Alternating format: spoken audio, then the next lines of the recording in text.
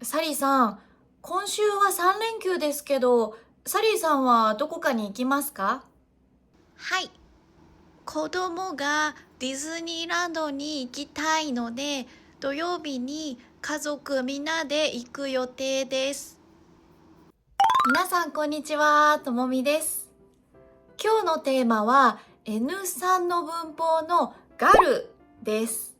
さっきサリーさんは子供がディズニーランドに行きたいので土曜日に家族みんなで行く予定ですと言いました。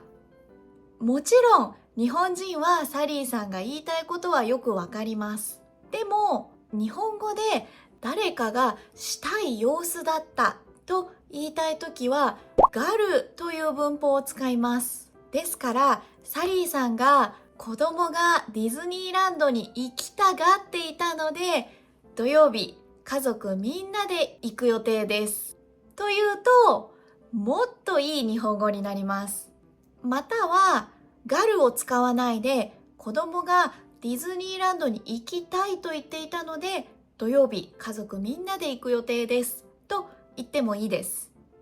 でもガルを使った方がその人がこのような様子だったということをはっきり伝えることができます。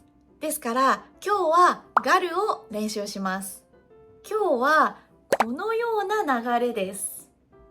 はい、ではまずガルの文法の説明をします。ガルは E 形容詞とな形容詞、それからたいという文法にプラスしてその人の気持ちや希望などが行動や言葉にはっきり現れていると言いたいときに使う文法です。形容詞は希望や体の感覚、感情を表す形容詞だけ使うことができます。綺麗なとか静かななどの周りの様子を表す形容詞とは一緒に使えません。この動画の最後によく使う形容詞のリストを用意してありますので、後で確認してみてください。この文法は動詞の1グループのように変わります。よく使う形はガル、ガります、ガらない、ガっているです。はい、では次は辞書形のガルとガりますの使い方を見ましょう。子供は大人が食べているものを食べたがりますとか、私の彼女は新しい iPhone が発売されるとすぐ買いたがりますとか、仕事に行くとき犬が寂しがるので家でできる仕事に転職したいですなど、このようによく何々する傾向がある、習慣的に何かをすると言いたいとき、辞書形のガルとガりますを使います。はい、では次はガっている、ガっていますの使い方です。動詞のていると同じように人の状態について話したいとき、ガっているという形を使います。一番よく使うのはこのガっているという形です。はい、ではこのイラストを見てください。女の人がキャーと言っています。足の近くに変な虫がいますね。はい、この女性は虫を怖がっていますと言います。もう誰が見ても女の人が虫を怖いと思っていることがわかりますね。はい、では次は田中さんと山田さんがお花見について話しています。サリーさんもお花見に行きたがっていましたよ。そっか、じゃあみんなで行きましょう。行きたがっていましたと聞いた人はこのようなイメージをします。はい。ですから、サリーさんが行きたいと言っていましたよより、サリーさんが行きたがっていましたと伝えた方が、もっとサリーさんの行きたい気持ちが他の人に伝わります。それから、日本人が早く話すときは、がっています、がっているのいは取ってしまうことが多いです。怖がってる、お花見に行きたがってましたというようにいを取って発音することもありますから注意が必要です。はい、では次はがらないの使い方です。がるは動詞の1グループと同じ変化をすると言いました。ですからがるの内形はがらないです。はい、ではこのイラストを見てください。子供が歯医者に行きたくないと騒いでいて、お母さんは少し困っています。この時、子供が歯医者に行きたがらないので困っていますということができます。ではこの場合はどうですか？おじいちゃんは薬は嫌いです。薬を飲みたくないという様子ですね。もちろん皆さん薬を飲むのは嫌いだと思います。ですから、やだ、俺は薬を飲まない、絶対に飲まないという気持ちも理解はできます。では、そのように言っている人の様子を説明したいときは、おじいちゃんは薬を飲みたがらない、飲みたがりませんと言います。それから、他の人が怖がったり寂しがったり食べたがったりするような状況にならないように私が何かすると言いたいときは、子供が怖がらないように小さい声で話していますとか、犬が寂しがらないようにいつも一緒に寝ていますと言ったりします。それから怖がっている人や寂しがっている人に、大丈夫ですよ、怖がらないで、寂しがらないでという時にも使います。はい、では次はがるを使わない場合です。例えば楽しい、嬉しい、苦しい、悲しいなどは動詞がありますよね。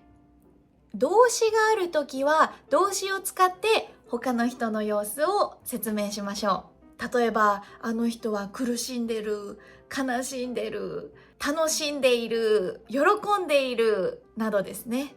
それから他の人の気持ちを説明したいときがるを使うと言いましたが、だいたい大きいリアクションがあって見ただけでその人の気持ちがわかるような状態の時にがるを使います。このような場合です。でも落ち着いていて静かであまり話さないような人の場合にはそうを使う場合が多いです。ちょっとこの2つのイラストを見てください。このイラストは明らかに痛いと言っている様子ですね。誰が見ても痛いと思っていることがわかります。こっちのイラストはどうですか？この人は痛いとあまり表現していませんから、私たちはどのぐらい痛いのかがあまりよくわかりません。でもちょっと痛いかなと思います。ですからこちらの人を説明したいときは痛がっていますと言います。このような人の場合は痛そう、私がイメージする、もう私のイメージだけですね。痛そうですを使います。痛そうです。じゃあもう一つイラストを見てください。こちらのイラストはもう誰が見てもわかります。とても寒いと言っている様子ですね。もう誰が見てもわかりますから、この人は寒がっています。でもこちらのイラストはどうでしょう？私は寒いかなと思いますけど、この人は寒いという様子はありませんね。わかりません。本当に寒いと思っているかどうかはわかりません。ですから寒そうと言います。このようにがるを使う場合はもう誰が見てもわかるようなリアクションをしている人のことですね。行きたい行きたいとか、食べたい食べたいなどですね。そのような人の様子を説明したいときは、ぜひガルを使ってください。一回勉強しただけでガルを完璧に使うのは難しいですから、何回も何回も練習を重ねて、このガルの使い方を覚えていってください。ここからは練習問題です。1番から3番はガル、ガリマスを使います。括弧の中の漢字やひらがなから始まる言葉を考えてください。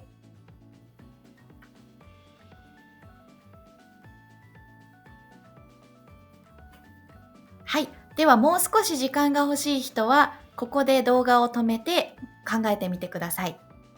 では答えを見ます。1番、子供はすぐにお菓子を欲しがります。子供はすぐにお菓子を欲しがります。はい。ここはほから始まっていたので、欲しがりますが正解ですが、食べたがりますと言ってもいいですね。買いたがりますはどうですかと考える人もいるかもしれません。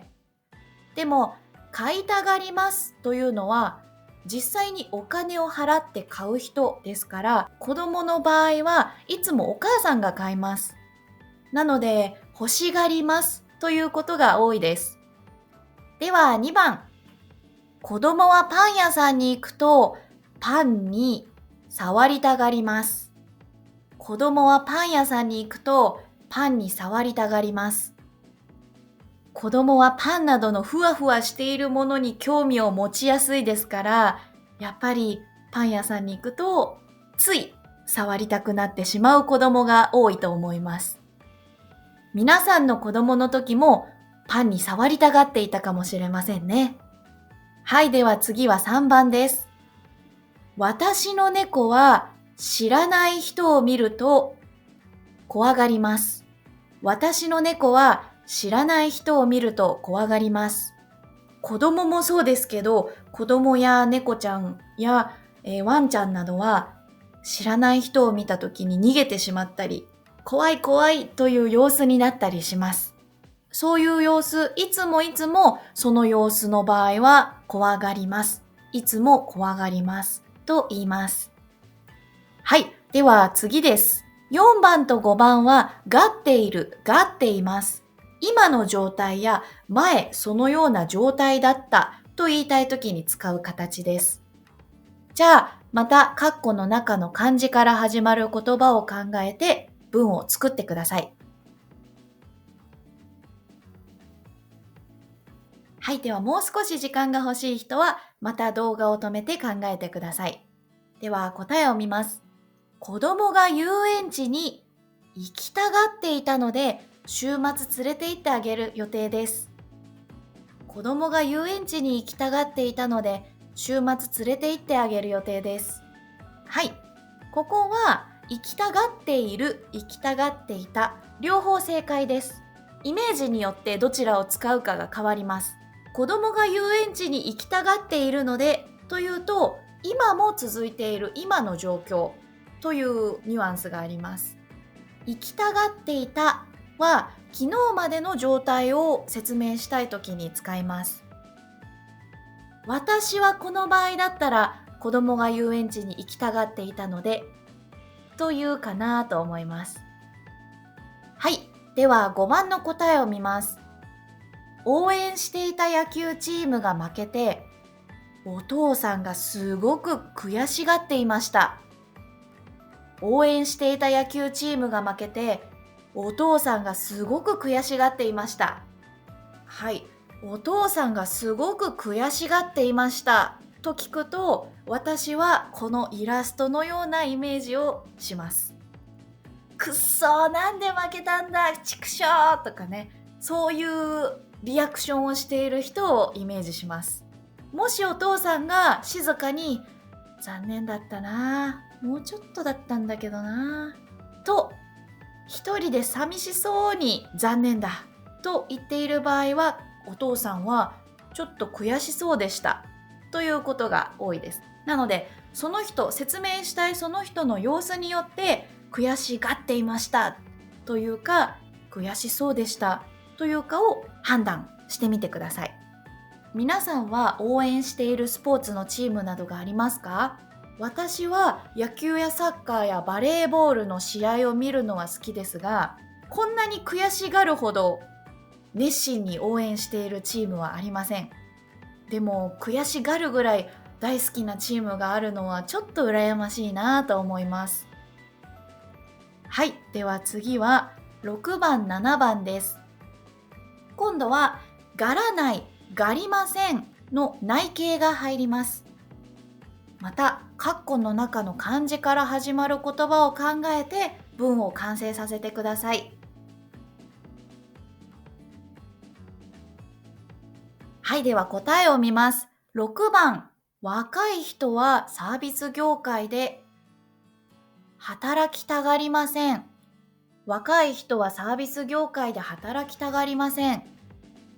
皆さん、サービス業界というのはどのような仕事のことかわかりますか？サービス業界はホテルやレストラン、旅行などの人にサービスを提供する仕事のことです。多分日本はサービス業界はまだ人気だと思いますけど、皆さんの国ではどうですか？はい、では7番です。飼っている犬が寂しがらないように家で仕事をすることにしました。飼っている犬が寂しがらないように家で仕事をすることにしました。皆さんは猫ちゃんやワンちゃんを飼っていますか？ワンちゃんや猫ちゃんの寿命は人間の寿命の4分の1ぐらいしかありませんから、できるだけ長く一緒にいてあげたいですよね。私も今家で日本語を教えることが多いので、いつかワンちゃんか猫ちゃんを飼いたいなぁと思っています。はい、では最後にガルと一緒によく使う形容詞をまとめました。他にもいろいろな形容詞と使ったり違う使い方もあるんですが、まずはマス形プラスタイとここにある形容詞と一緒に使えるように頑張ってみてください。はい、皆さん練習問題はどうでしたか？全部できましたか？N3 以上になると今までよりももっと細かいニュアンスのある文法が増えていきます。ですから使うのを避けてしまう人が多いですが、恥ずかしがらないで思い切って使って間違えたら直すという作業を繰り返して自分の言葉にしましょう。使える表現は多ければ多いほどいいコミュニケーションができますから、 YouTube やドラマやアニメをたくさん見たり聞いたりして自分の言葉を増やしてくださいね。では今日はここまでです。今日も最後まで聞いてくれてありがとうございます。お疲れ様でした。